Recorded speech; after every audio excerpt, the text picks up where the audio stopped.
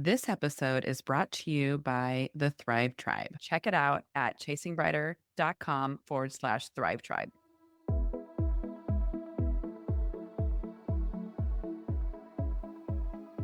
Hi, guys. Welcome to Chasing Brighter and to Superwoman Diaries. Today is a solo episode as we have been winding down season 3. We've had so much fun. And I know to give each other time, space, time to de-stress, recover, I'm going to do a solo episode while Kelly continues to get her lake house ready. She's also hosting our parents and my youngest son. So they're having a good time. So I'm just going to take this over for a little bit. What I want to talk to you guys a little bit about today was just 2025. I don't know how your 2025 is going, but it has. There's been quite a few obstacles, particularly with health in the Colarco household. As you know, January, February, it was crazy. I've been traveling with my eldest, visiting colleges. I got really sick in there. And then my 14-year-old had an injury and we were trying. So his forearm below his elbow was hurting. So he took a few weeks off, went back to play again, still hurting. And between that, while he was playing a little bit, my daughter tore her ACL. And when you have the ACL tear or anything in our health system, right, you can't just go somewhere. You have to have all of these hoops to jump through. So she tore her ACL. We went to urgent care. Then they ordered an X-ray and an MRI. So we had to get the X-ray. Then we had to wait a little. They thought it was a patella tracking issue. We got the MRI. You have to wait for the results for your physician to read the results and then refer to ortho. We got the referral to ortho. Then you have to wait to get the surgery. So that was like about a month between when she was hurt and when she got the surgery. And then recovery, PT, all the things, which you've been on this journey with me. And then in that time period, while she was hurt and we were waiting for the surgery, my youngest had testicular pain. There's something called testicular torsion, where it can cut off the blood circulation to testicles and cause all of these horrific things. So I take him to the ER. They're like, everything's fine. Follow up with pediatrician. Pediatrician, that's not right. Go get an ultrasound. Pediatrician's like, ultrasound wasn't good enough. Now go to a surgeon, pediatric surgeon. And then my 14-year-old hurt his arm again. And we're like, we need to go check. So he gets an X-ray. Then he gets an MRI. Ends up being what something is called little league elbow. Children have growth plates at various points in their body. And when the growth plates close, you stop growing. And so there is a growth plate around the elbow by the forearm somewhere, not a physician. And he has little league elbow. And little league elbow is just inflammation in the area. And kids can experience that on and off until their growth plate closes. We had to see what that was. And so it's for me, the emotions of it. I don't know how you guys are. Like, I'm not traditionally a worrier.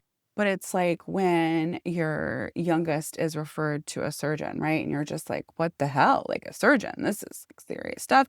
And just the emotional ups and downs, and then worrying and not sleeping very well in between waiting for these diagnoses. And then toward the end of the school year, my youngest got the stomach bug. And then most recently, my 17-year-old, we were traveling in Arizona. She chose to stay home. And we get back and she wasn't feeling very well. She had a sore throat. Then it was a headache and then neck pain. And we were thinking meningitis. And then she would get better for a day. And then it was nausea and dizziness. And so we get into the pediatrician. And so then we think it's dehydration and low blood sugar and then gastritis from taking ibuprofen to manage the headache. Anyway, this was crazy. And so then she's 8 days of dizzy and not feeling well. We're like, we need to get blood work. So then I'm like, is it diabetes? I don't know if you guys do this, but you're just like Googling and figuring out if that. I get like a glucose monitor to see if it's her blood sugar, rolling things out. And then we get iron. So this is just, then you're just like sick to your stomach. Is it something more? I go to like worst case scenario. So it has been very emotional. We are halfway through 2025. And I just wanted to talk with you guys if this has been your experience in years past or your 2025, which I think for most of us, 2025 has been a little bit of a dumpster fire. And I know, like, I hear my partner saying, I hate this year. I want this year to be over and this is horrible and the worst. And so I don't like that kind of thinking. I don't like that kind of talking. And it's like, I just love to be a glass half full kind of gal. I want to inspire you. Okay, we're halfway through the year. How can we recalibrate and refocus and manifest the rest of this year going smoothly and going the way that we want? And so I pull that back to goals. And I know, and Kelly and I love goals. We love kind of focusing on our goals. And so I just wanted to give you some prompts today. So you can go back this episode, or you can look at our show notes or the transcripts of this episode to really look at what are some things that we can explore and pull back on and refocus this next half of the year. Okay.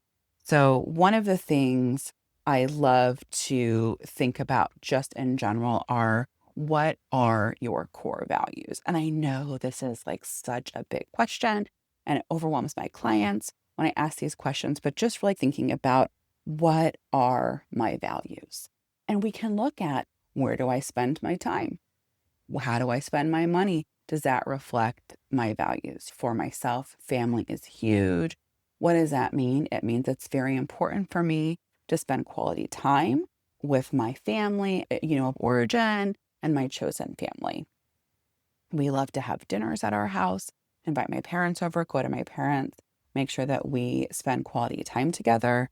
I like to have individual time with my kids. You can ask them, I'm always begging if they want to go on an errand with me. And they usually end up, I'm not trying to make them feel guilty, but they're like, okay, mom, I'll go with you. Then that's quality time with my kids. Obviously, sports are important. That's where a huge chunk of our money goes. Wellness is a great value of mine. I spend money on supplements and health and gym memberships and all of those kinds of things. So just take a moment to ask yourself, what are your values? And it doesn't matter that we're halfway through the year. Maybe you did this in January, and I always look back and I'll look at my goals and I'm just like, what the hell sometimes I'm like, what the hell were these goals? June Jessica is a very different person compared to January Jessica. And that's okay. Whatever. Just move forward, let it go. I like to break goals, or what's important to you, down into kind of 8 categories. I believe I've talked about this in the podcast before, but I like to think about it like like slices of pie. And I think sometimes we get so into our career and life that the pie looks like work. It's broken in half, work on one, home life on the other. And that's where I think we can get stressed out and overwhelmed. And so how can we break up those slivers of pie so that we're also enjoying life and doing things that we really enjoy? So the slices of pie that I like to think of are health and fitness, career and business, finance, net worth, family and friends, spiritual, fun, recreation and hobbies, personal development, romance and relationships. So, when you have time, journaling is awesome. You can do voice memos, do it in the notes of your phone, whatever, but break down those 8 categories and pick a couple goals in each of them for the rest of the year. Then we can break that down even further into some 3-month goals. We have 2 quarters left of this year, so we can just pick 3 goals per quarter. Asking yourself why you want that goal. Are you going to reward yourself with that goal? And then moving on to monthly goals. And I filled my June goals out. So I'm going to share with you my June goals. And I just do 4 goals for the month of June. And as you know, I'm on a weight loss journey. So I want to continue losing weight. So my goal for this quarter is losing 3 to 5 pounds. Numbers aren't like necessarily that important to me, but just that the scale continues to go down. And that is for my overall health and longevity. And then I have on there, go on 2 dates, which, I feel isn't that big of a deal. I don't know if I had shared, but a few weeks ago I came home. I told my husband, let's go. Let's go talk about, I brought my planner. I want to talk about the summer, talk about what's happening with baseball schedule. So we ran over to, anybody in the Vegas area, we love Green Valley Ranch Casino, which is right by our house, our Green Valley Casino in Green Valley Ranch. And we love Baracha. So we went and ended up being happy hour. So we ended up getting some appetizers and had a few margaritas, and that was really fun. So it can be really simple.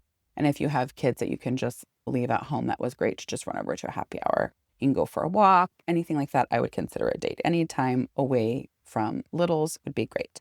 I'm trying to keep them not super stressful. So meditate 1 to 3 times a week. Would love to be daily, but sometimes when I do that to myself, then I feel like a failure. So I'm just saying 1 to 3 times a week. And then, as I've shared before, my friend in town is very energizing. So I want to make sure that I connect with my friend. And you can even look at work-life balance goals and identify them back into those 8 goals that we had at the beginning, those 8 slices of pie, and reflect on what those are. And you can also go even further into micro steps, put that in your weekly goals for the week, what you can be excited about for the week. And I think, again, we can always start over. We can always start. It doesn't have to be middle of the year. It can be randomly August 15th, anytime we just want to sit and refocus when we're really feeling overwhelmed about the way things are going, overwhelmed about how the year is going, feeling like you just want to trash the whole year. I think we can restart anytime. And so hopefully this episode has inspired you to just let go of whatever has happened and look at how we can shift our focus to moving forward. I love the idea. I know Kelly has read a lot of books on growth mindset, and I love what she's taught us just about we can look at something and we can ask ourselves, why me, and get in a victim mindset, or we can shift it to a growth mindset on what can I learn from this? And so what can we learn so far from 2025? And what can we let go of that no longer serves us? So I hope this episode was really helpful for you. I am so excited for season 4. We're going to be making some changes, and we're going to be sharing little teasers about what those are going to be. I hope you have a wonderful week and share what your goals are. DM us at Chasing Brighter on Instagram. You can email Kelly or I. You can look on our blog, contact us. Mine is Jessica at chasingbrighter.com and Kelly at chasingbrighter.com, and let us know how you're doing. And again, have a wonderful week. Thanks for listening today. Don't forget to subscribe so you can hear our latest episodes as soon as they drop. If you loved today's episode, share with a friend. Find us on Instagram, Facebook at Chasing Brighter, or check out our blog at chasingbrighter.com and follow us. If you want to know more about Kelly and I, read our blogs, find more tips, tools, and resources, check that out at chasingbrighter.com. Thanks. Remember, your best life is just a listen away.